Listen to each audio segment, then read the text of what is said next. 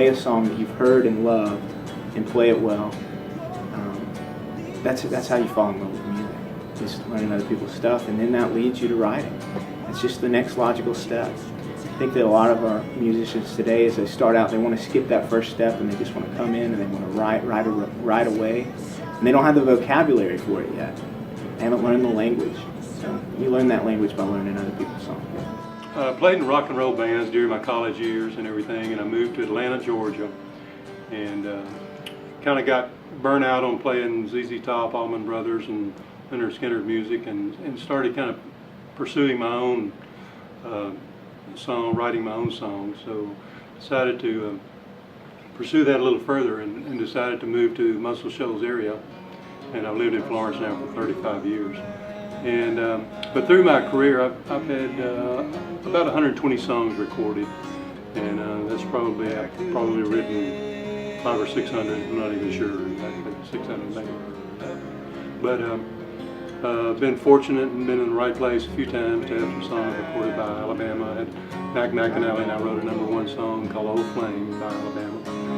So there's an old flame burning in your eyes.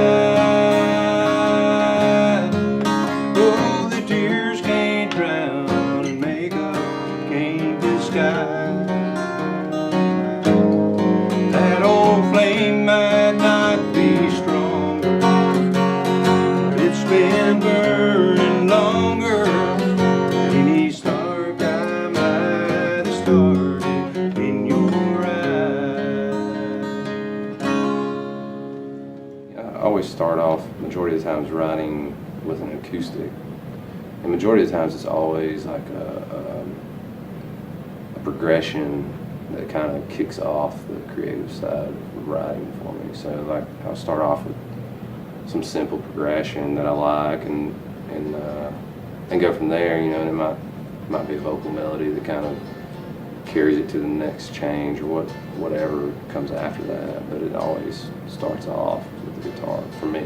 She was a girl, she was just 16. She was a Southern belle, and to many men she was a dream. And all of the younger boys were watching dancing. Yeah, she had her eyes set on a rebel kind. Some of them just pour through you, and you don't understand it. You can't hardly write them fast enough. They come so quickly. And then other times they're, like you mentioned, that they're labors of love, but they take a long time. And sometimes, I don't know if I've ever got discouraged and quit on one. I may have finished one before it was actually ready to be finished and called it finished, but some of them are harder to work on than others. I guess writing has changed my view of music in that I appreciate songs more, appreciate good songs. I know I've wrestled with songs now, and I know how difficult it can be and how vulnerable an artist is when he brings that song out and he introduces it to the world and it's not their song anymore. So I guess I just appreciate the work that goes into a good song more than I would have before. You just need to express yourself from the heart, I think.